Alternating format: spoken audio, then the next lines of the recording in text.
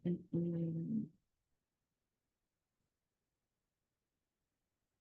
Baik, Assalamualaikum warahmatullahi wabarakatuh. Yang terhormat Bapak Iman Pasukurba selaku dosen pengampu mata kuliah Hukum Tata Negara, serta teman-teman semua, pada hari ini saya selaku moderator akan memandu kegiatan presentasi. Sebelum memulai presentasi, izinkan saya untuk memperkenalkan anggota kelompok. Yang pertama ada Marina Dwi Adelia dengan NIM akhir 013. Selanjutnya ada Elia Rahmawati dengan NIM akhir 018. Selanjutnya Laili Nur Aziza dengan NIM akhir 193. Selanjutnya Alivia Cahya Maulida dengan NIM akhir 194. Selanjutnya dengan saya sendiri Dimas Rizky Ferdiansyah dengan NIM akhir 005. Dan yang terakhir ada Rizka Putri Handayani dengan NIM akhir 009. Baik, langsung saja ke penyampaian materi kepada eh, Ella selaku pemateri pertama, saya persilahkan. Baik, terima kasih moderator atas waktunya. Materi pertama yaitu konsep negara hukum. Nah, negara hukum ini merupakan negara yang pemerintahannya berdasarkan atas kekuasaan hukum. Nah, jadi tindakan apapun di dalam pemerintahan dan lembaga-lembaga lainnya harus berdasar pada kepastian hukum yang berlaku di negaranya. Nah, pasal 1 ayat 2 UUD Negara Republik Indonesia tahun 1945 terlihat bahwa negara Indonesia menganut sistem kedaulatan rakyat karena dalam pasal tersebut menyatakan bahwa kedaulatan berada di tangan rakyat.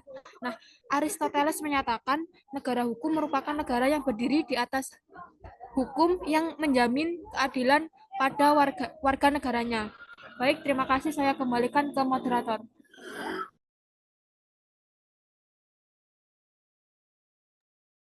Baik, terima kasih Kak Ella. Untuk materi selanjutnya akan dibacakan oleh Mbak Rizka. Untuk Kak Rizka, saya persilakan. Baik, terima kasih kepada moderator. Di sini saya akan menjelaskan tentang perbandingan konsep negara hukum.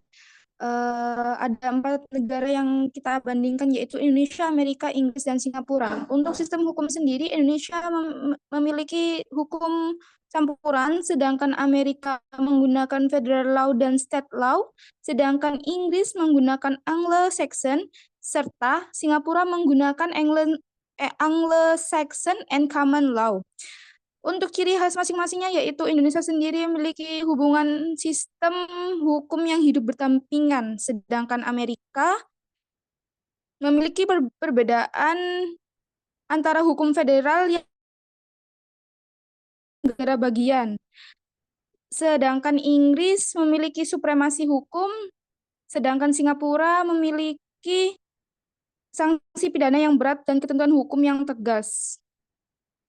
Ada pula slide selanjutnya. Ada pula untuk kelebihan dari masing-masing negara tersebut, kelebihan dan kekurangan dari masing-masing negara tersebut, yaitu Indonesia memiliki penerapan hukum yang lebih adil, sedangkan Amerika sumber hukum tertinggi yang mengatur seluruh sistem hukumnya, yaitu konstitusi Amerika itu sendiri. Sedangkan Inggris lebih fleksibel dan menyelesaikan perkembangan zaman, sedangkan Singapura memberikan kepastian hukum melalui presiden yang jelas memungkinkan individu untuk memahami hak dan kewajiban. Ada pula kekurangan dari masing-masing konsep negara tersebut, yaitu Indonesia memiliki potensi untuk konflik berbagai sumber hukum, yaitu adat dan agama. Sedangkan Amerika, pengadilan seringkali menangani tumpukan kasus yang besar yang menyebabkan tertundanya proses hukum. Sedangkan untuk Inggris, unsur kepastian hukumnya kurang terjamin karena kebiasaan masyarakat diambil dari dasar hukum. Sedangkan Singapura sendiri memiliki kekurangan yaitu membatasi kebebasan berpendapat. Baik, saya kembalikan ke moderator. Terima kasih. Terima kasih Kak Rizka. Untuk materi selanjutnya akan disampaikan oleh Kak Alvia. Saya persilahkan. Baik, terima kasih atas waktunya. Untuk selanjutnya yakni konsep demokrasi. Undang-Undang Dasar menyatakan bahwa Negara Kesatuan Republik Indonesia adalah negara hukum yang demokratis, a democratic constitutional state, dan sekaligus negara demokratis yang berdasarkan undang-undang, a constitutional democracy. Dan kedua hal tersebut mempunyai kaitan yang erat. Amandemen Undang-Undang Dasar 1945 menyatakan bahwa pengertian negara hukum sebagaimana dimaksud dalam Pasal 1 ayat 3 erat kaitannya dengan pengertian kesejahteraan rakyat. Konsep negara juga mencakup asas supremasi hukum, pengakuan konstitusi, dan pengesahan konstitusi, asas pemisahan dan pembatasan kekuasaan, dan adanya sistem ketatanegaraan menjamin hak asasi manusia dalam konstitusi, dan terdapat asas peradilan yang merdeka dan tidak memihak yang terjamin sesuai dengan ketentuan yang diatur dalam konstitusi bagi semua warga negara dan menjamin keadilan bagi semua, termasuk terhadap penyalahgunaan kekuasaan oleh mereka yang berkuasa. Pemahaman tentang supremasi hukum seperti ini sesuai dengan prinsip demokrasi dan prinsip the rule of law, not the rule of man. Pada hakikatnya menjadikan hukum itu sendiri sebagai faktor penentu segala sesuatu. Kerangka negara hukum berasumsi bahwa hukum mempunyai status tertinggi, supremasi hukum, dan kesetaraan dalam hukum dan pemerintahan. Equality before the law diakui. Saya kembalikan ke moderator. Baik, terima kasih Kak Alfia. Materi selanjutnya akan disampaikan oleh Kak Elia. Saya persilahkan. Baik, untuk konsep perbandingan demokrasi pemilu. Yang pertama, negara Indonesia.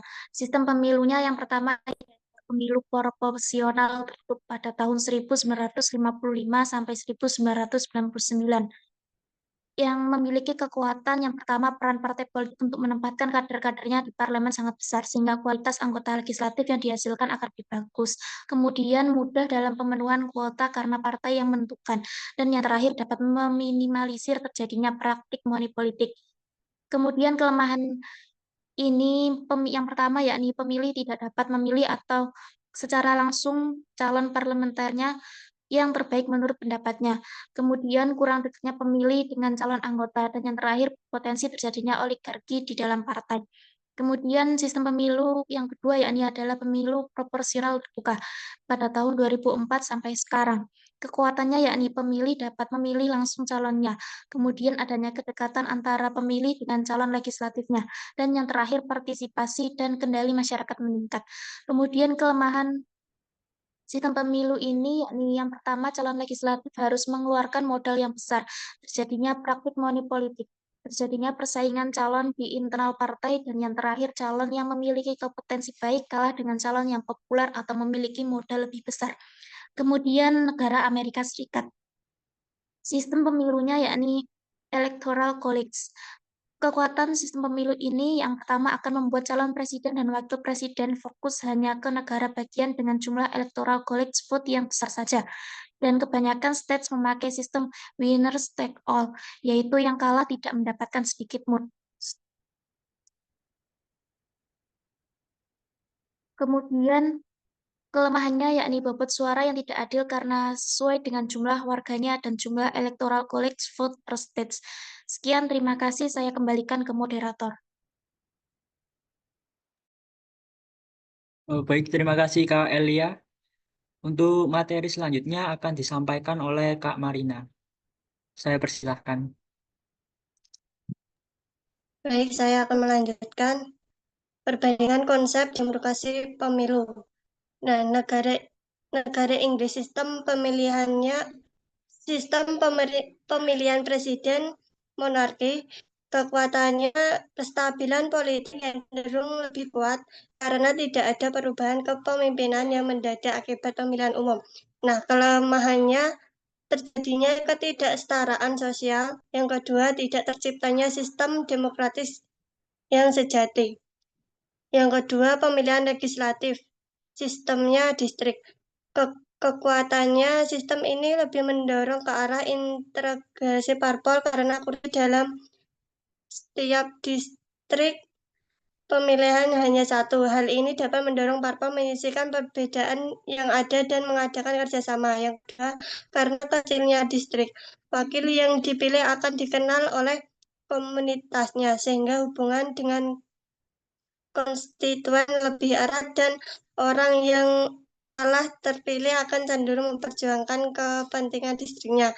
Kelemahannya yang pertama, terjadi ketidaksetaraan sosial. Yang kedua, tidak terciptanya sistem demokratis yang sejati. Kemudian, kurang memerhatikan kepentingan partai kecil dan golongan minoritas. Bisa di next.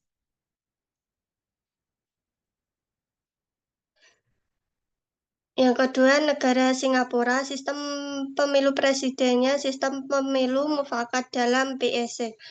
Kekuatannya di sini proses seleksi yang ketat karena sengketa hasil pemilu presiden diserahkan kepada Mahkamah Konstitusi yang punya kewenangan untuk mengadili.